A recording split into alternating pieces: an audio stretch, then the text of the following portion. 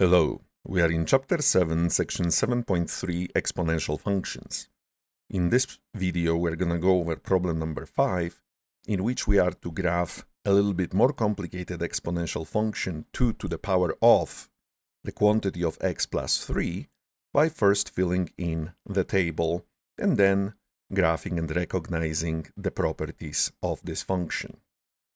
So here, since in the exponent we are adding 3 to x, that is our input, we will be looking at inputs that result in the exponents that are easy to evaluate. So for example, if we want to reach the exponent of 0, we need to make x plus 3 equals 0. And what we add to 3 to get 0 is obviously the opposite of 3, negative 3. So we will be using x of negative 3 that we have in here, because when we add that 3 we get 0, and we're really evaluating 2 to the power of 0. So 2 to the power of negative 3 plus 3, remember this is where the x goes in this definition of our function, is really 2 to the power of 0, which is 1. Since anything non-zero raised to the power of 0 results in 1. So the first point on our graph will be negative 3, 1 in here. Then if we move on to higher inputs, we will be getting higher exponents altogether. Negative 2 plus 3 is positive 1. So here we'll be getting 2 to the power of 1, which is 2. Resulting in the point negative 2, 2.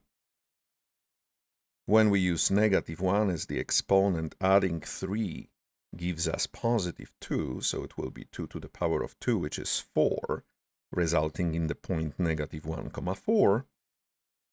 And when we use 0 for x, adding 3 gives us 3, of course, and 2 to the power of 3 is equal to 8.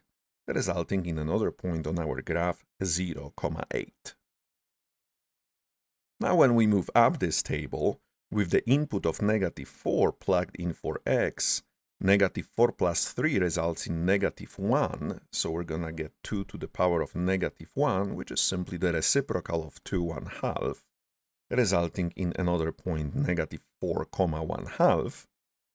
When we use negative 5 for x, adding 3 to it results in negative 2, so we're going to have 2 to the power of negative 2, which is the reciprocal of 2 squared, which is 1/4, resulting in another point, negative 5, 1/4.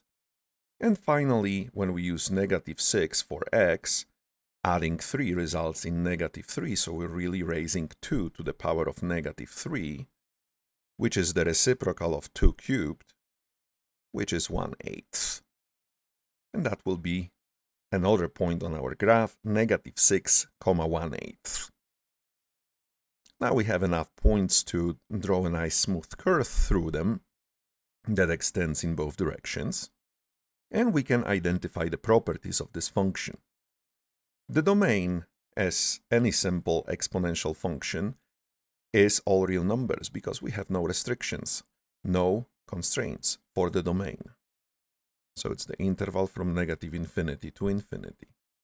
For the range, we pretty much scan the graph vertically to see what are the values, that means y-coordinates of the points on the graph. And it looks like they start at 0, never reaching 0, so it will be an open interval from 0, and then they go up to infinity, so from 0 to infinity, open. And horizontal asymptote is the line over which the graph is hovering in here, and this line is the x-axis whose equation is y equals 0.